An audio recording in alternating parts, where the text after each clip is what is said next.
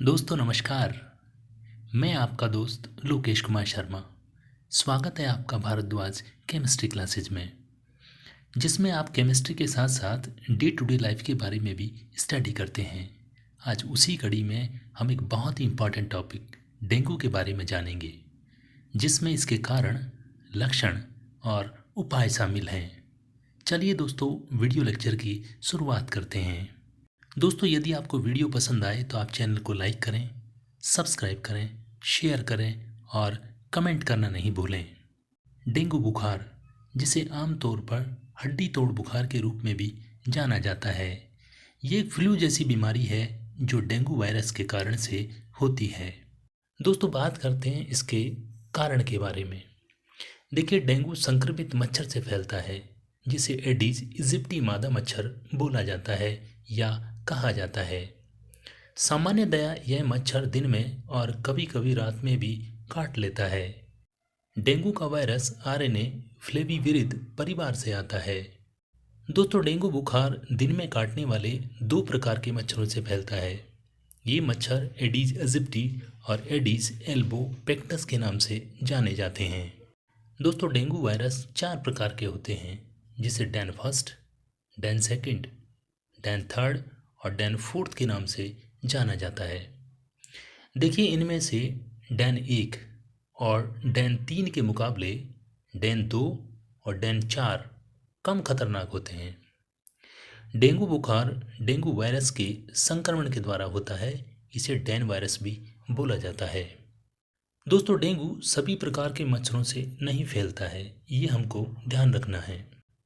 ये केवल कुछ जाति के मच्छरों से ही फैलता है, जिनमें मुख्यतया हम बात करें तो फ्लाविविरिडे परिवार और फ्लाविविरिस जीन का हिस्सा होते हैं।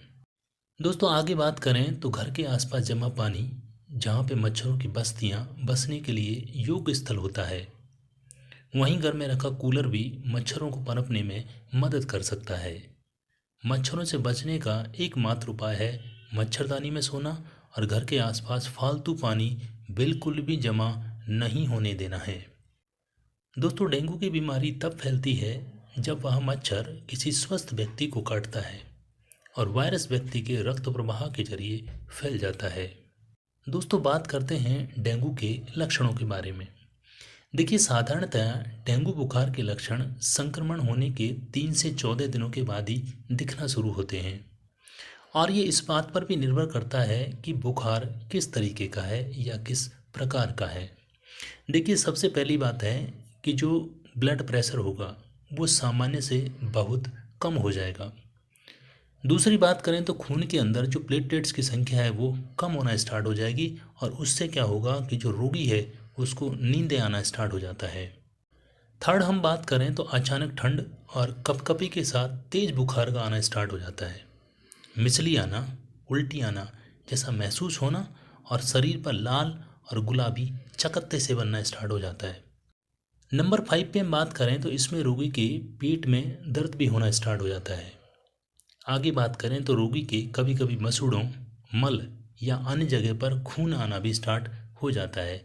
साथ ही मल का कलर भी चेंज होने लगता है। देखिए, इसके अंदर भूख नहीं लगती है, कुछ भी खाने की इच्छा बिल्कुल नहीं होती, मुंह का स्वाद या पेट बिल्कुल ख़राब हो जाता है। दोस्तों, इस बीमारी को जमे हुए पानी में पैदा होने वाले मच्छर से फैलने वाले डेंगू बुखार को हड्डी का बुखार भी बोला जाता है। इससे बचने के लिए कुछ सावधानियां रखना बहुत ज़रूरी है। दोस्तों, इस बीमारी को जमे हुए पानी में पैदा होने वाले मच्छर से फैलने वाले डेंगू बुखार को हड्डी का बुखार भी कहा जाता है या हड्डी तोड़ बुखार भी कहा जाता है। इससे बचने के लिए कुछ सावधानियां आपको रखना बेहद ज़रूरी है। दोस्तों, सावधानियों की बात करें तो सबसे पहले डेंगू से बचाव के लिए जितना हो सके आपको सावधानी रखनी है। इसके लिए हमेशा ध्यान रखें कि पानी में गंदगी न हो पाए। लंबे समय तक किसी बर्तन में पानी भरकर नहीं रखना है, इससे मच्छर पनपने का खतरा बना रहता है। दोस्तों, आगे बात करें तो पानी को हमेशा ढककर रखना है और हर दिन बदलते रहना है, अन्यथा इसमें मच्छर आसानी से अपनी वंश वृद्धि कर सकते हैं। आगे बात करें तो कूलर का पानी हर दिन आपको चेंज करते रहना है। दोस्तों, खिड़की और दरवाज़ों पर मच्छरों से बचने के लिए जाली लगाएं, जिससे वो अंदर नहीं आ सकें। दोस्तों, जितना हो सके पूरी बाह के कपड़े पहने या फिर शरीर को जितना हो सके आप ढक कर रखें। दोस्तों, अब बात करते हैं डेंगू के उपचार के बारे में। देखिए, इसके अलावा यदि आप डेंगू की चपेट में आ गए हैं तो क्या करें, उपाय के बारे में चर्चा करते हैं। देखिए, यदि आपको डेंगू के सिम्टम्स हैं तो आपको तुरंत डॉक्टर से कंसल्ट करना चाहिए। आपको बिना देरी किए कंप्लीट ब्लड टेस्ट मतलब सीबीसी आपको करवाना है, जिससे आपको प्लेटलेट्स के बारे में पता लगेगा। साथ ही आपको NS1 dengue fever, IgM dengue fever, IgG का टेस्ट भी करवाना ज़रूरी है। इसी के साथ साथ आप SGOT और SGPT जो कि लीवर से रिलेटेड टेस्ट होते हैं वो भी आपको करवाने होते हैं, जिससे आपको बॉडी के डिटेल्स के बारे में पता लगता है। दोस्तों, दूसरा हम बात करते हैं प्लेटलेट्स के लेवल के बारे में। देखिए, प्लेटलेट्स का लेवल 1.5 लाख से 4.5 लाख mm का पावर 3 होता है। साथ ही SGOT और SGPT का जो रेंज होता है वो 5 to 40 होना चाहिए। यदि इससे ऊपर जा रहा है इसका मतलब उसमें स्वेलिंग का प्रॉब्लम है। थर्ड, यदि हम बात करें तो डेंगू में प्लेटलेट्स पहले डाउन होती हैं और फिर वापस से बढ़ना स्टार्ट होती हैं, लेकिन इनकी संख्या 1 लाख से नीचे जाने पर तुरंत डॉक्टर से संपर्क करना चाहिए। दोस्तों, अब हम बात करते हैं कि आपने रिपोर्ट करवाया और रिपोर्ट में आप पॉजिटिव हैं तो आपको घबराना बिल्कुल भी नहीं है। प्रॉपर ट्रीटमेंट लें। जितना हो सके आपको आराम करना चाहिए या आराम पर ध्यान देना चाहिए, और शरीर में पानी की कमी बिल्कुल भी नहीं होनी देनी है। समय समय पर लगातार आपको पानी पीते रहना है। दोस्तों, आप इसके लिए नारियल का पानी, कीवी, ग्लूकोन डी, बकरी का दूध, दलिया, खिचड़ी और लिक्विड अधिक मात्रा में ले सकते हैं। दोस्तों, मच्छरों से बचाव करना बेहद आवश्यक है। इसके लिए सोते समय मच्छरदानी लगाकर सोएं और दिन में पूरी बाह के कपड़े पहनें ताकि मच्छर आपको काट नहीं सकें।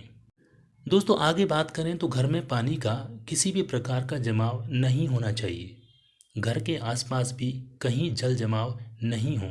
ऐसा होने पर मच्छर तेजी से पनपते हैं। दोस्तों, आगे बात करें तो बुखार बढ़ने पर कुछ घंटों में पैरासीटामोल लेकर बुखार पर नियंत्रण किया जा सकता है।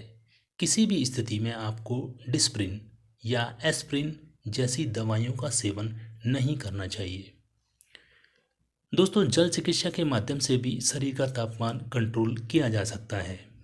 यदि आपको लगता है कि आपका फीवर कंट्रोल नहीं है तो आप जल चिकित्सा का उपयोग कर सकते हैं। इससे बुखार नियंत्रण में रहता है। दोस्तों, इसके अलावा डेंगू के लक्षण सामने आने पर या इस तरीके की समस्याएं होने पर आपको तुरंत डॉक्टर से परामर्श लेना चाहिए, और दवाइयों का सेवन भी चिकित्सकीय परामर्श के अनुसार ही आपको करना चाहिए। दोस्तों, आशा करते हैं आज का लेक्चर आपको पसंद आया होगा। यदि ऐसा है तो आप लाइक करें, सब्सक्राइब करें, शेयर करें और कमेंट करना बिल्कुल भी नहीं भूलें। Thanks for watching.